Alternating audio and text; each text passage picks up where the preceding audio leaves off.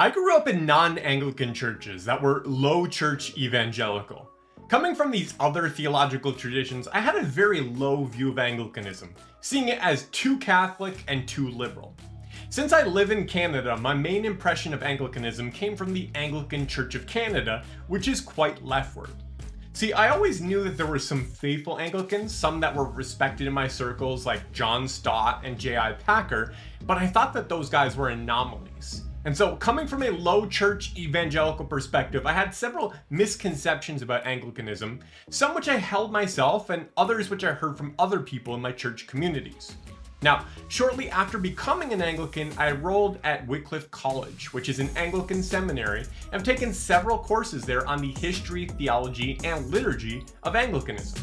The books that I've read there and the discussions that I've had with my professors have helped me to learn the truth about many of the misconceptions that I've heard and believed. So in today's video, I'm going to briefly respond to the top 5 misconceptions.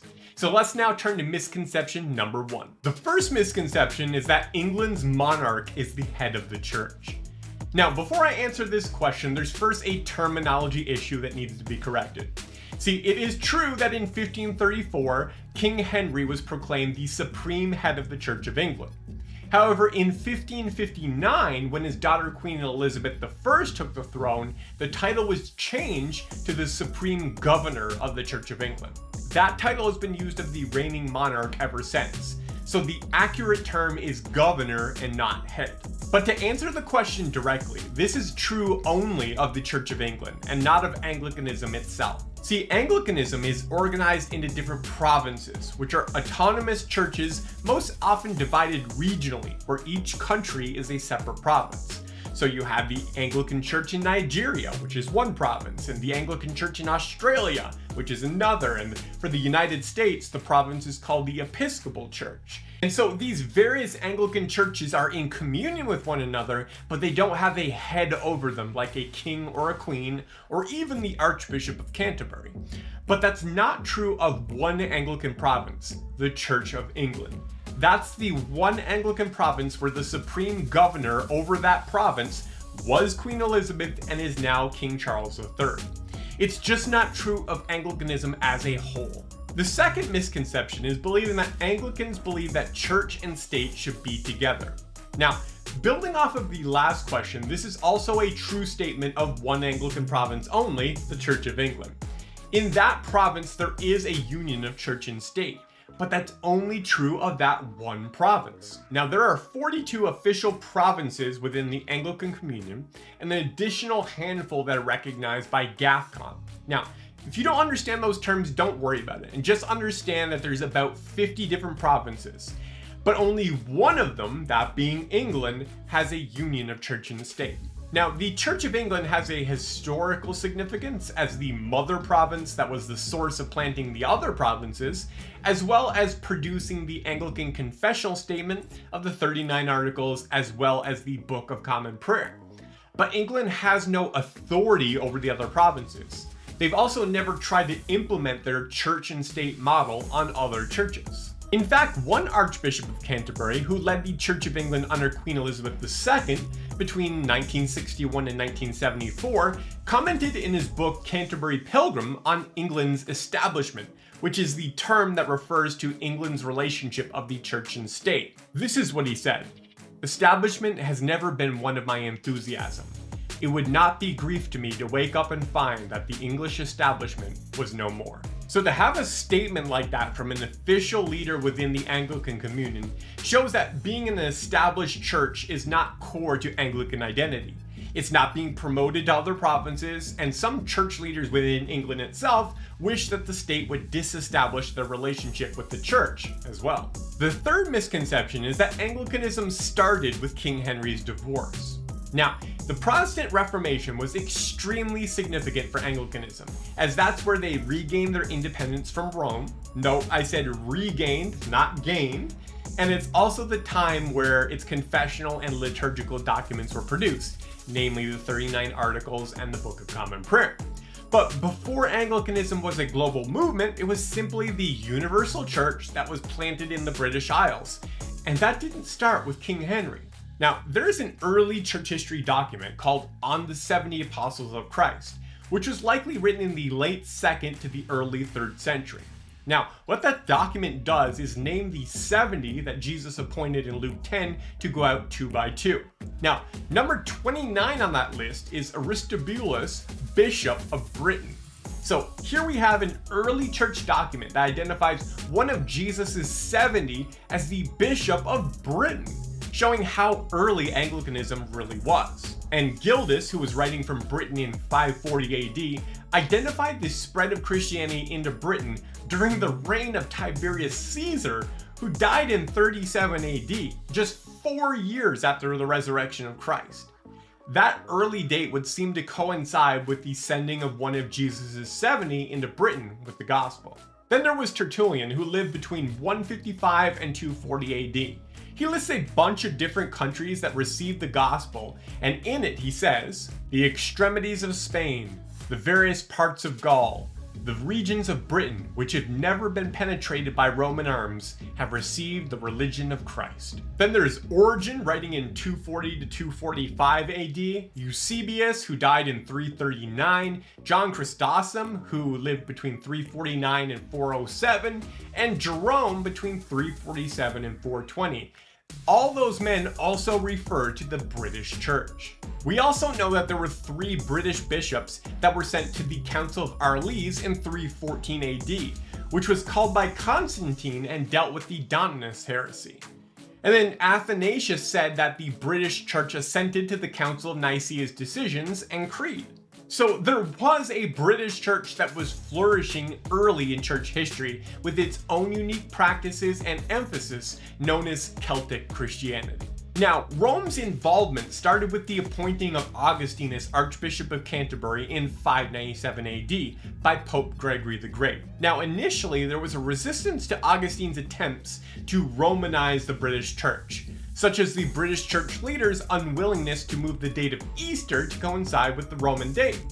But over time there was a gradual acceptance, and one Anglican historian says, by 700, however, due to the extraordinary influence of the Archbishop of Canterbury, Theodore, the English church was not only more united and unified, but also more closely in line with the Roman Church. So the Anglican Church was independent from its founding to 597 AD, and then independent again from 1534 onwards. That means the Anglican Church has been independent for over a millennium in total, longer than the time that it was under Rome's authority. The last thing to note is that Anglicans believe in apostolic succession for their bishops. There are plenty of lists out there that document how modern Anglican clergy trace their orders back through Augustine of Canterbury in 597, but then also continuing back to the apostles. This is further evidence that the church didn't start in 1534, but goes back to the apostles in unbroken succession. The fourth misconception is that Anglicans are liberal. Now, within most denominations in the Western world, you have a liberal mainline wing that is influenced by modern secular culture, as well as others who are holding fast to the conservative confessions of their faith. So it is with Anglicanism. Anglicanism shouldn't be judged by the Episcopal Church or the Church of England in the same way you wouldn't judge Presbyterianism by the PCUSA or Lutheranism by the ELCA. Now, there are 2 primary documents in Anglicanism. Their Confession of Faith is the 39 Articles, which was written in 1571 and is very conservative in its theology. They also have a prayer book called the Book of Common Prayer, in which the authorized version was released in 1662, though there was earlier versions as well. These 2 documents represent what Anglicanism has been since the Protestant Reformation.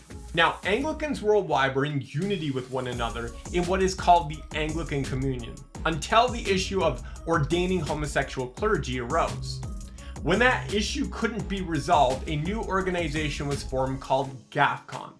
Though it started out as an organization within the Anglican Communion, practically it functions like an alternative to the Anglican Communion. GAFCON was created in 2008, and today it represents 70% of all Anglicans worldwide, which have explicitly distanced themselves from the Anglican Communion's leader, the Archbishop of Canterbury.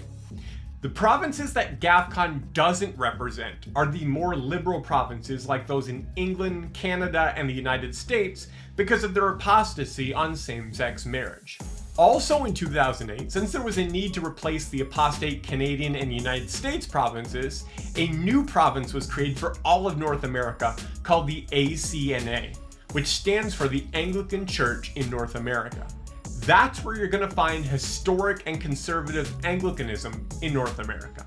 So just remember that GAFCON represents 70% of Anglicans worldwide, and GAFCON churches affirm the 2008 Jerusalem Declaration, which explicitly affirms the conservative 39 articles as their confession of faith, as well as a separate article on orthodox sexuality, which reads, "We acknowledge God's creation of humankind as male and female, and the unchangeable standard of Christian marriage between one man and one woman as the proper place for sexual intimacy and the basis of the family.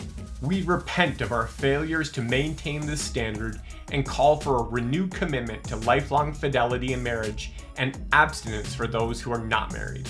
So while some Anglican provinces have gone liberal, at least 70% of Anglicans worldwide confess orthodox theology and uphold biblical gender identity and sexual ethics. The fifth misconception is that Anglicanism is the middle way, the via media, between Catholicism and Protestantism. Now, Anglicanism often looks like it's the middle ground between Catholicism and Protestantism because many Anglican churches have high church elements, such as ministers who wear vestments. However, when we're speaking of Anglicanism's theology as defined by its documents, it's actually not that way at all. The initial Protestant Reformation was made up of 4 different groups: the Anglicans, the Reformed, the Lutheran, and the Anabaptists. Now, the Anabaptists were the black sheep of the Reformation, and none of the other Protestant traditions were influenced by it. Anglicanism, however, was greatly influenced by both Lutheranism and the Reformed traditions, and their leaders helped shape Anglican theology and liturgy during the Reformation era. On the Lutheran side, Archbishop Thomas Cranmer, who authored the 39 Articles as well as the Book of Common Prayer, was in correspondence with Philip Melanchthon, who was a close associate of Martin Luther. A copy of the Augsburg Confession was found among his papers after his death, showing that he was familiar with them and likely consulted them. Anglican historians generally point out that the doctrines of justification by faith, sola fide, as well as the rejection of purgatory were all examples of early Lutheran influence, and could be seen in the original 10 Articles of Faith, which were a predecessor to the 39 Articles, as well as Cranmer's Bishop's Book. Gerald Bray, who wrote the book Anglicanism, a Reformed Catholic Tradition, says that Anglicanism was more heavily influenced by Lutheranism early on, but that Lutheran influence on the Church of England rapidly declined after 1547. From that time on, Anglicanism became more shaped by the Reformed tradition. Now, as for its Reformed influence, Heinrich Bullinger, who was the successor to Zwingli and Zurich, also maintained correspondence with Thomas Cranmer. And Bray says that he exercised considerable influence over the English. The German reformer Martin Bucer was a friend of John Calvin and even mentored Calvin when he stayed with him for 3 years in Strasbourg. Now, Bucer finished off his career in England at the invitation of Archbishop Thomas Cranmer. Bucer was made the Professor of Divinity at the University of Cambridge, and he helped Cranmer revise the first edition of the Book of Common Prayer. Another connection to Bucer was Peter Martyr, who taught Old Testament under Bucer in Strasbourg and was part of the Reformed tradition, finishing his career in the Reformed Zurich. But before that, Martyr was invited by Cranmer to England to be the Professor of Theology at Oxford. He helped influence the Eucharistic service of the Book of Common Prayer. So we see that Cranmer had such respect for the Reformed tradition that he invited 2 prominent Reformed theologians to England and installed them into prestigious positions of teaching theology at Cambridge and Oxford. He also got their input for the revision of the Book of Common Prayer. Now, Bray concludes, the Church's official doctrine and classical liturgy remain more closely allied with Geneva than with either Wittenberg or Rome. Now, that's Bray saying that Anglicanism's theology, as reflected in its confessional and liturgical documents, are influenced by the Reformed tradition the most out of all. So it's not true that Anglicanism is a middle ground between Protestant and Roman Catholic. Instead, it's entirely Protestant in its theology, and instead it's an amalgamation or a middle ground between Lutheran and Reformed theology. Now, if you want to learn more about Anglicanism, pick up the book that I've been quoting from, Anglicanism, a Reformed Catholic Tradition by Gerald Bray. You can get it today on Kindle or paperback. The link is going to be in the video description. So now I want to hear from you. Be honest, which of these misconceptions did you believe? And do you have any others that you once believed about Anglicanism that's not true? Please share them with us in the comments.